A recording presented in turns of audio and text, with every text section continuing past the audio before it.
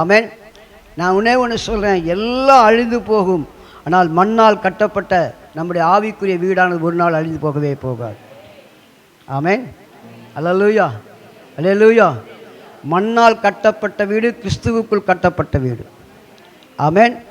வெறும் மண்ணை மாத்திரம் கட்டியிருக்கிறோம், அதுக்கு யார் வாழணுங்க?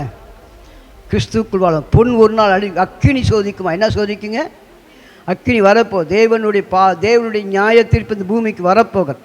கர்த்தர் பிள்ளைகள் நியாயம் தீர்க்க வரப்போகிறார். இந்த பூமியில் நீ என்ன செய்திருக்கிறாய், எப்படி அஸ்திபாரம் போட்டிருக்கிறாய், உன்னுடைய நம்பிக்கை எதன் மேலே வைத்திருக்கிறாய் என்கிற பார்த்து தான் கர்த்தர் நமக்கு பிரதிபலனை தரப்போகிறார்.